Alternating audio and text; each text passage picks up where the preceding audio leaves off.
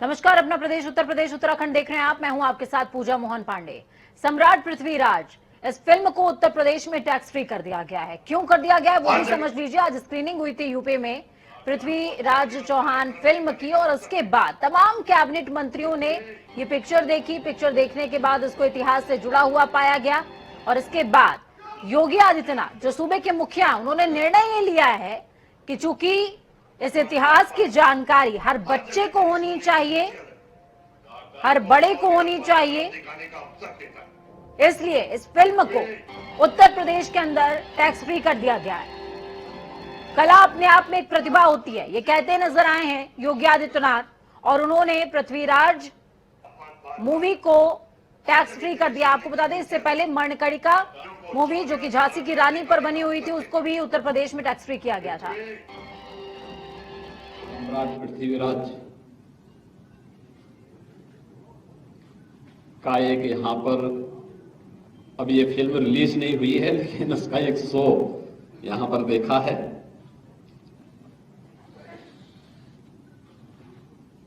अपने अभिनव से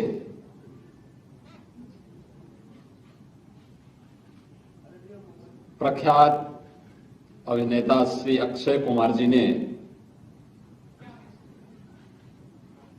अभिनव को जिस रूप में बांध करके न केवल अपने अभिनव के माध्यम से बल्कि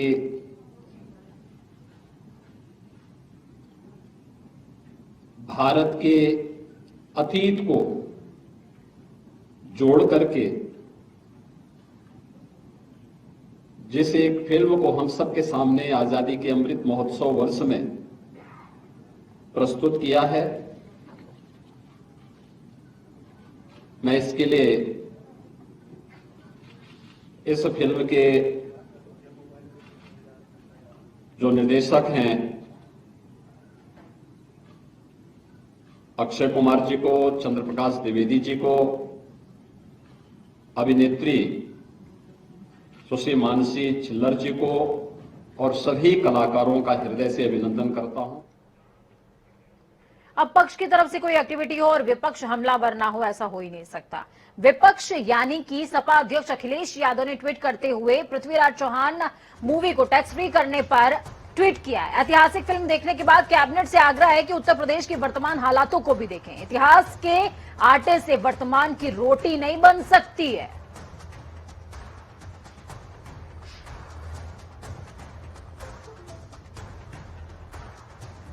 तो ये ट्वीट किया है अखिलेश यादव ने।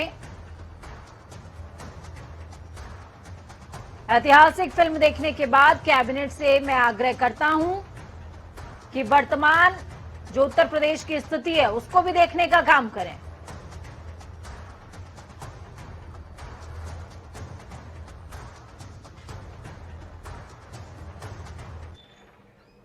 तो चलिए खबरों में आगे बढ़ते हैं। विपक्ष की बात हो रही है तो कांग्रेस की भी चर्चा करते हैं, क्योंकि कांग्रेस जिस डीप डिप्रेशन में थी उससे उबारने के लिए प्रियंका गांधी उत्तर प्रदेश पहुंची हुई थी। उत्तर प्रदेश की प्रभारी है प्रियंका गांधी। 2 दिन तक रहना था उत्तर प्रदेश में, लेकिन फिलहाल बैरंग लौट गई हैं। संकल्प शिविर को बीच में छोड़ा है और प्रियंका गांधी दिल्ली लौट गई हैं। सोनिया गांधी के कोविड पॉजिटिव होने के चलते दिल्ली पहुंचने का निर्णय प्रियंका गांधी वाड्रा ने किया है और संकल्प शिविर को बीच में ही छोड़ दिया।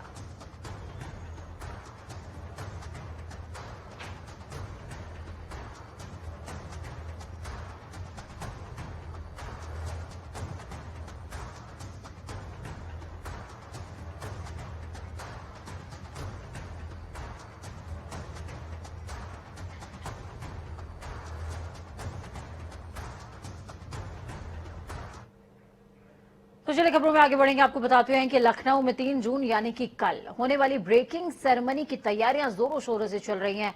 पूरे उत्तर प्रदेश को या यूं कहें कि पूरे लखनऊ को बैनर पोस्टर से पाट दिया गया है, दुल्हन की तरह सजा दिया गया है। इसको उत्तर प्रदेश का अब तक का सबसे बड़ा निवेश प्रोग्राम सरकार की तरफ से माना जा रहा है, माइलस्टोन माना जा रहा है निवेश की दिशा में। 80 लाख करोड़ के प्रोजेक्ट्स इसमें यूपी का 1 ट्रिलियन इकोनॉमी की तरफ जो लक्ष्य रखा गया है, उस तरफ बढ़ने का जो लक्ष्य है, उसी में एक माइलस्टोन का काम breaking ceremony, ground breaking ceremony करने वाला है। Tauqeer Kidwai ground zero live लाइव जुड़े हुए हैं हमारे साथ में। तौकीर, क्या कुछ अपडेट है ग्राउंड जीरो से? प्रधानमंत्री खुद इस सेरेमनी का हिस्सा होंगे। मुख्यमंत्री के लिए ये बेहद खास है क्योंकि उत्तर प्रदेश को जिस तरीके से आर्थिक दृष्टि से संपन्न बनाने का सपना, फिर चाहे कहें हम उत्तर प्रदेश के मुख्यमंत्री ने देखा हो या प्रधानमंत्री ने देखा हो, दोनों ही दृष्टि से ये कार्यक्रम बेहद इंपॉर्टेंट है। जी बिल्कुल, क्योंकि 1 ट्रिलियन इकोनॉमी की जो बात की गई थी उसके लिए इसे बहुत महत्वपूर्ण माना जा रहा है, क्योंकि ब्रेकिंग सेरेमनी ऐसा कार्यक्रम है जिसमें पूरे भारत या यूं कहें भारत से बाहर के भी जो उद्योगपति हैं वो शामिल होने जा रहे हैं। आज शाम को मुख्यमंत्री योगी आदित्यनाथ ने अपने आवास पर उनके लिए एक डिनर भी रखा है जिसमें जो औद्योगिक मंत्री हैं नंदगोपाल नंदी, इसके अलावा आईटीसी के चेयरमैन और जो भी उद्योगपति जो लखनऊ पहुंच चुके हैं वो इस डिनर का हिस्सा होंगे। इसके अलावा कल 11 बजे प्रधानमंत्री नरेंद्र मोदी एयरपोर्ट से सीधा जो इंदिरा गांधी प्रतिष्ठान है वहां पहुंचेंगे। उसको लेकर आज रिहर्सल भी की गई। पुलिस ने पूरे चप्पे पर पुलिस नजर आ रही है और इसके अलावा जो एसपीजी की फोर्स है वो पहुंच चुकी है। 2 दिन पहले ही अपने पूरे इलाके को अपने शिकंजे में ले चुकी है। जगह जगह उन्होंने अपने छानबीन कर रखी है और वहां पर तलाशी और अभियान उन्होंने अपने तरीके से पूरे सिक्योरिटी सिस्टम को टाइट कर रखा है। और इसके अलावा आज एक फ्लीट भी जो एयरपोर्ट से निकल के सीधा इंदिरा गांधी प्रतिष्ठान तक गई थी। पूरा एक रिहर्सल कार्यक्रम रखा गया था। अब दूसरी बात यह है कि जो ये ब्रेकिंग सेरेमनी है इसमें बताया जा रहा है कि जो बड़े उद्योगपति हैं वो पहुंचेंगे। इसके अलावा प्रधानमंत्री नरेंद्र मोदी कई ऐसी औद्योगिक परियोजनाएं हैं जिसका शिलान्यास भी करेंगे और 1 ट्रिलियन का जो लक्ष्य रखा गया उसको कहीं ना कहीं पूरा करना है 2025 तक। तो माना जा रहा है कि कहीं ना कहीं ये बड़ा जो लक्ष्य होगा और इसको जो मुख्यमंत्री योगी आदित्यनाथ जो लगातार कहते आ रहे हैं कि उत्तर प्रदेश को 1 ट्रिलियन इकोनॉमी तक पहुंचाना है और भारत के विकास के लिए उत्तर प्रदेश का यह योगदान बहुत महत्वपूर्ण माना जाएगा।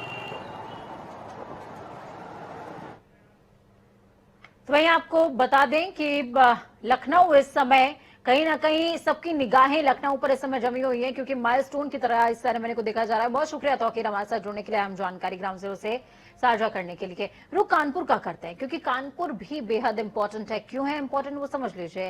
राष्ट्रपति रामनाथ कोविंद आने वाले हैं कल और उनके साथ में प्रधानमंत्री नरेंद्र मोदी मौजूद होंगे। उनकी अगवानी के लिए राज्यपाल आनंदीबेन पटेल वहां पर मौजूद होंगे, मुख्यमंत्री मौजूद होंगे और ऐसा कहा जा रहा है कि अपनी कुलदेवी के मंदिर जाएंगे राष्ट्रपति। पथरी देवी के मंदिर में दर्शन पूजन करेंगे और साथ में अपने पैतृक गांव परौक का भी रुख करने वाले हैं।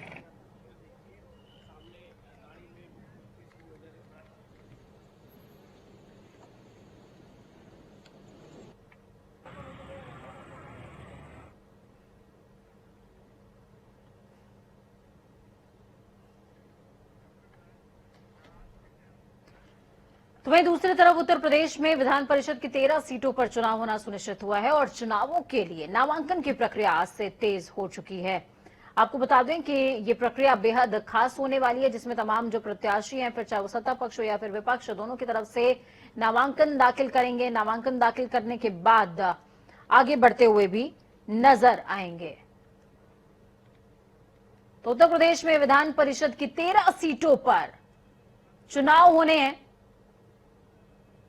उत्तर प्रदेश के उप मुख्यमंत्री, खबरों में आगे बढ़ते हैं, उप मुख्यमंत्री ब्रजेश पाठक निरीक्षण करने के लिए पहुंचे हुए थे उन्नाव में। हालांकि वो औचक निरीक्षण करते रहते हैं, इस बार फिर से वो औचक निरीक्षण करने के लिए उन्नाव पहुंचे थे। स्वास्थ्य मंत्री ने स्वास्थ्य केंद्रों पर निरीक्षण किया। इस दौरान एक वाटर कूलर का निरीक्षण उन्होंने किया और देखा कि किस तरीके से पानी ही नहीं ठंडा हो रहा है और जो मरीज हैं उनको एसेंशियल सर्विसेज तक नहीं मिल पा रही हैं।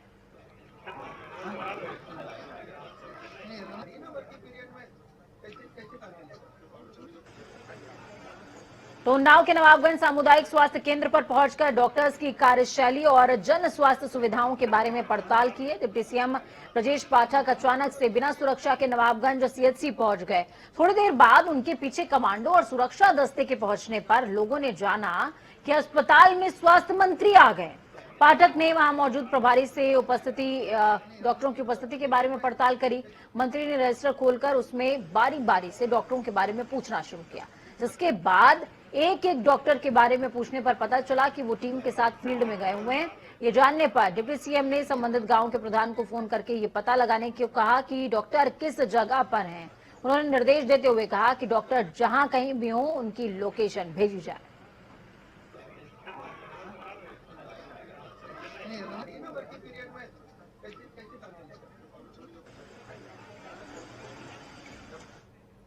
तो चलिए खबरों में आगे बढ़ेंगे, बात उत्तराखंड की करते हैं। उत्तराखंड के प्रथम मुख्यमंत्री स्वर्गीय डॉक्टर नित्यानंद स्वामी की स्मृति में दून विश्वविद्यालय में doctor Nityanand Himalayan research and study centre का मुख्यमंत्री ने लोकार्पण किया।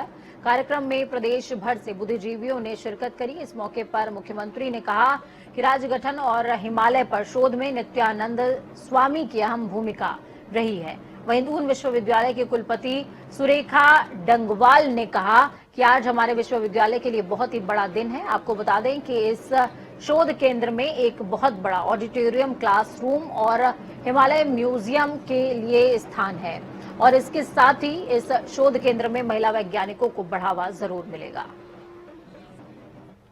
कार्यक्रमों में आए, उनके साथ साथ बहुत सारे जो हमारे वैज्ञानिक हैं वो आए, भारत सरकार के सलाहकार आए, अनेकों क्षेत्रों में जिन्होंने पर्यावरण में, जल संरक्षण में और पौधारोपण के क्षेत्र में अलग अलग काम किए। उन सभी को हमने उसमें आमंत्रित किया और उसके आधार पर जो डॉक्टर नित्यानंद जी सोचते थे, उनकी कल्पना में था कि उत्तराखंड और हिंदुस्तान आगे बढ़ना चाहिए, हमारा राज्य आगे बढ़ना चाहिए। उसको लेकर सबके विचार लेकर हम कैसे आगे बढ़ सकते हैं, कैसे हम जो राज्य की हमारी मूल अवधारणाएं थी, जो हमारे मूल स्रोत थे, उन स्रोतों को लेकर कैसे राज्य को आगे बढ़ा सकते हैं। दून विश्वविद्यालय के लिए आज एक बहुत ही बड़ा दिन है और उसका सबसे बड़ा कारण है, हम लोगों ने एक उत्साह के साथ इसको मनाया कि डॉक्टर नित्यानंद की स्मृति में जो हिमालय शोध एवं अध्ययन केंद्र का लोकार्पण उन्होंने किया, जिसमें एक बहुत बड़ा ऑडिटोरियम है, बहुत सारे क्लासरूम है, हिमालय म्यूजियम के लिए स्थान है और धीरे धीरे ये शेप लेगा उनके आशीर्वाद से, ऐसी मुझे उम्मीद है। और इसके साथ ही भारत सरकार ने महिला वैज्ञानिकों का एक मेला सा लगा है दून विश्वविद्यालय में, जिसमें हम आगामी 2 दिनों में शोध के ऊपर चर्चा करने वाले हैं। तो इस बीच देहरादून से बड़ी और अहम जानकारी आपको दे रहे हैं। बड़ी खबर है इस वक्त की, एसीएस राधा रतूड़ी को अतिरिक्त जिम्मेदारी मिल गई। अध्यक्ष राजस्व परिषद की अतिरिक्त जिम्मेदारी मिली। राधा रतूड़ी को वर्तमान पदों के स्थान पर अतिरिक्त जिम्मेदारी मिली। पूर्व मुख्य सचिव के सेवानिवृत्ति के बाद खाली था पद, जिसके बाद ये जिम्मेदारी राधा रतूड़ी के हिस्से में।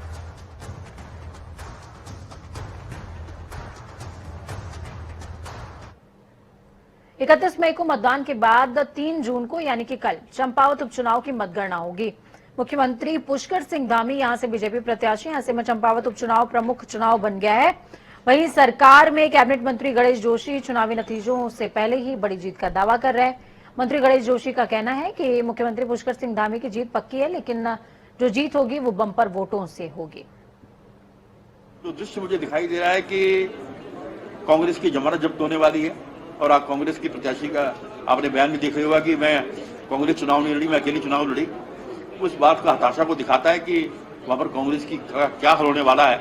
और पुष्कर सिंह धामी जैसा हमने कहा था एक इतिहास बनाने वाले हैं।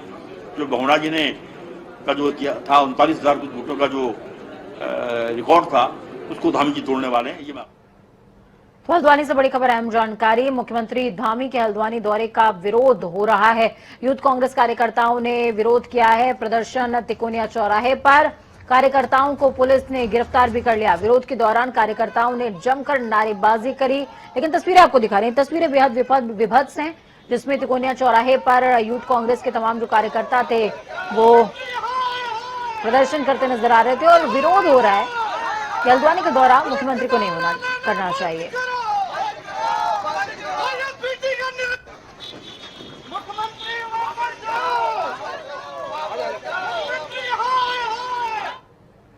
रुद्रप्रयाग के सोनप्रयाग से बड़ी खबर है। केदारनाथ यात्रा का मुख्य पड़ाव सोनप्रयाग बाजार आज व्यापारियों ने बंद कर दिया। व्यापारियों का आरोप है कि रुद्रप्रयाग प्रशासन की ओर से केदारनाथ आने वाले यात्रियों को वापस भेजा जा रहा है, जिसके कारण उनकी लाखों रुपए की एडवांस बुकिंग कैंसिल हो रही है। वहीं व्यापारियों का यह भी आरोप है कि प्रशासन ने बिना टेंडर के सोनप्रयाग पार्किंग में बिस्तरे डालकर व्यवसाय चलाया है।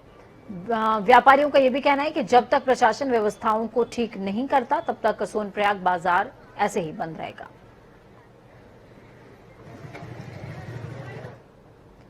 वहीं चारधाम यात्रा को देखते हुए परिवहन विभाग एक्शन मोड में है। पर हरिद्वार जिले में अवैध तरीके से चलाए जा रहे वाहनों पर परिवहन विभाग ने कार्रवाई करी है।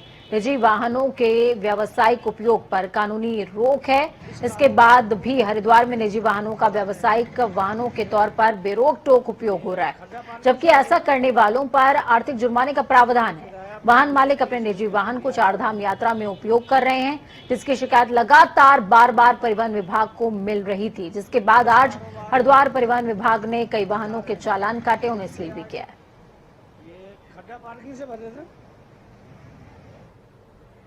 आगामी अंतर्राष्ट्रीय योग दिवस की तैयारियों को लेकर हल्द्वानी में जिलाधिकारी ने अफसरों के साथ बैठक करी है। बैठक में योग दिवस की तैयारियों को लेकर समीक्षा की गई। जिलाधिकारी ने बताया कि नैनीताल में 5 जगहों पर 21 जून को योग दिवस मनाया जाएगा। इसमें Kainchi Dham, Haldwani mini stadium, Nainital flats मैदान, रामनगर और मुक्तेश्वर शामिल है। जिलाधिकारी ने कहा कि 15 जून से हल्द्वानी के मिनी स्टेडियम में रोज योगाभ्यास होगा, जिसमें कोई भी आकर योग अभ्यास कर सकता है। डीएम ने सभी विभागीय अफसरों को बेहतर तालमेल के साथ योग दिवस को सफल बनाने के आदेश दिए हैं। इंटरनेशनल योगा डे के अवसर पर लोगों को आमंत्रित करेंगे और साथ ही 15 तारीख से 21 तारीख तक लगातार रोज हर दिन ये मिनी स्टेडियम में हमारा योगा होगा, जिसमें कोई भी आदमी यहाँ के पार्टिसिपेट कर सकता है। इसलिए जितने भी डिपार्टमेंट्स थे तो हम लोगों ने आज बुलाया है और बेटर कोऑर्डिनेशन हो और ये अंतर्राष्ट्रीय योगा डे के दिन अच्छी संख्या में प्रतिभागी आए और इसका लाभ उठाएं, इसलिए हम लोगों ने आज ही मीटिंग रखी है। वहीं रुड़की के प्रशासनिक भवन में उत्तराखंड किसान मोर्चा की बैठक हुई है। इस दौरान किसान संगठन को गांव-गांव तक मजबूत बनाने की रणनीति पर विस्तार से चर्चा हुई। वहीं किसान नेता राकेश टिकैत पर स्याही फेंकने के मामले को लेकर सरकार पर आरोप लगाया गया। किसानों ने कहा, जहां राकेश टिकैत पर हमला हुआ उस राज्य में भाजपा की सरकार है। उन्होंने कहा कि केंद्र और प्रदेश की भाजपा सरकार किसानों की समस्याओं को लेकर गंभीर नहीं है। सरकार लगातार किसानों का शोषण कर रही है। किसानों ने चेतावनी देते हुए कहा है कि अगर सरकार कोई ठोस फैसला हमारे हित में नहीं लेती है तो किसान मोर्चा बड़े पैमाने पर आंदोलन करेगा। परसों चौधरी राकेश टिकैत के ऊपर स्याही फेंकने का कांड कर्नाटक में हुआ, उसको लेकर सभी किसानों में, देश भर के किसानों में गुस्सा था। उसके ऊपर चर्चा हुई। अगर इस तरीके का माहौल देश में खड़ा होगा तो इससे आने वाले टाइम में देश में बड़ी परेशानी खड़ी होगी। सभी किसानों ने इसको लेकर विचार विमर्श रखे। दूसरा, किसानों का खेती का काम अभी समाप्ति की ओर है। उसमें संगठन में सर्वसम्मति से तय किया गया कि किसान संगठन के पदाधिकारी गांव-गांव निकलेंगे और चौपालों पर किसानों की बैठक कर किसानों को जागरूक कर जो किसानों की समस्या उनके निराकरण के लिए आंदोलन। वक्त यहाँ पर छोटे से ब्रेक का। ब्रेक उस पार खबरों का सफर लगातार जारी रहेगा। बने रहिए जनता टीवी के साथ, क्योंकि हमें आपकी ताकत, अपना और अपनों का बहुत ज्यादा ख्याल रखिए। नमस्कार।